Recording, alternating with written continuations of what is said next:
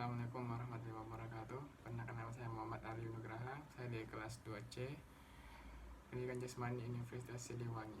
Di sini saya akan menjelaskan tentang materi ketiga ya. Ada beberapa poin.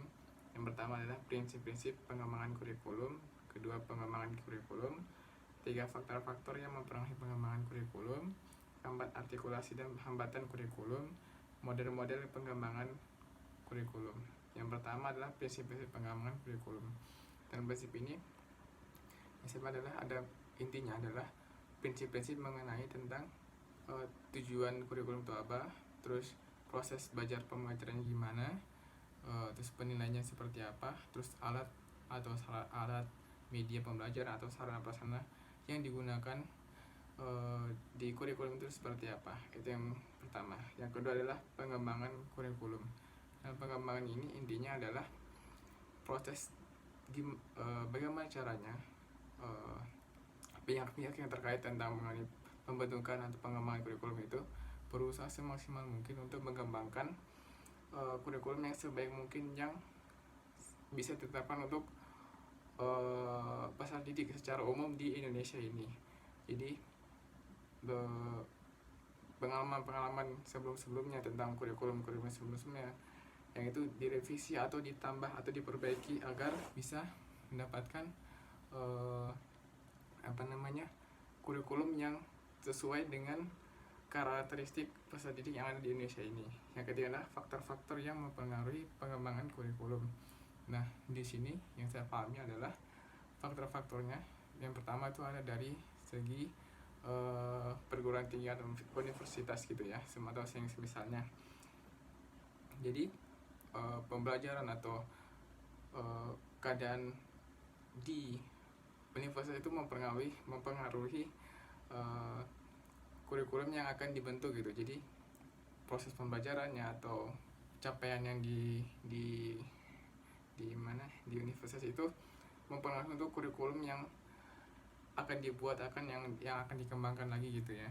Yang keempat adalah artikulasi dan hambatan kurikulum. Artikulasi di sini adalah maksudnya yang saya sempatnya sampai baca adalah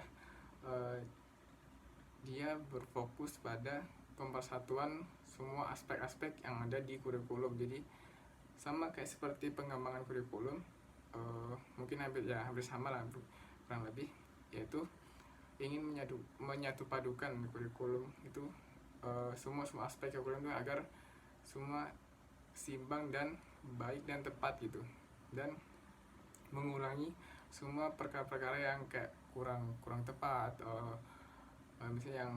misalnya kayak waktu-waktu yang mubazir gitu, itu harus dikurangi. Semua yang di lapangan yang terjadi kurang efektif, kurang efisien itu ditinggalkan dan direvisi, semacam direvisi lagi gitulah. Terus yang keempat ada hambatan kurikulum.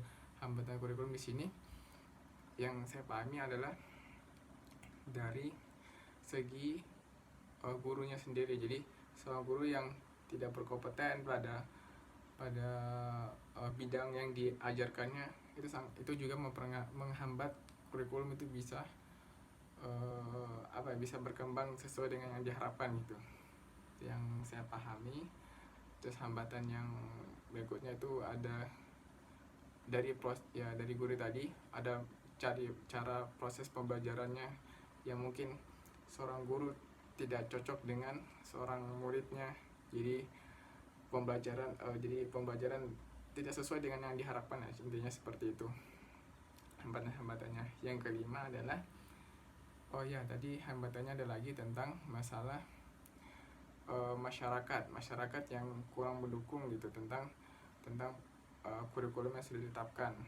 Entah faktor apa, tapi pada intinya masyarakat kurang setuju atau kurang mendukung dengan tentang ketetapan yang sudah ditetapkan gitu ya, tentang kurikulum yang ada. Terus model-model pengembangan kurikulum. Nah, model-model pengembangan kurikulum di sini yang saya sempat baca tadi adalah intinya model ini adalah, jadi yang menentukan kurikulum itu adalah seorang guru. Kenapa? yang saya rasakan adalah guru itu dia lebih paham tentang, guru yang profesional ya, yang dia lebih paham tentang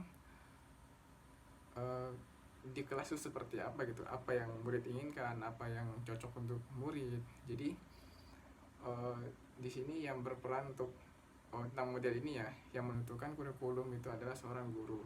Nah, tapi yang saya lebih harapkan adalah tentang model ini, jadi adanya saling kerjasama gitu tentang informasi dari guru-guru yang berada di lapangan di kelas itu disampaikan ke mungkin dari pemerintah yang atau Kementerian Pendidikan yang menentukan kurikulum gitu. Jadi adanya saling memberi saran dan masukan, akhirnya bisa menentukan nih apa secara umum pembelajaran kurikulum seperti apa yang bisa diterapkan di Indonesia ini gitu. Ya, mungkin itu yang saya bisa sampaikan. Ya, saya minta maaf kalau banyak mungkin ada yang salah dari apa yang saya pahami. Ya, mungkin dari saya itu. Ya, saya Muhammad Adi Nugraha. Ya, waalaikumsalam warahmatullahi wabarakatuh.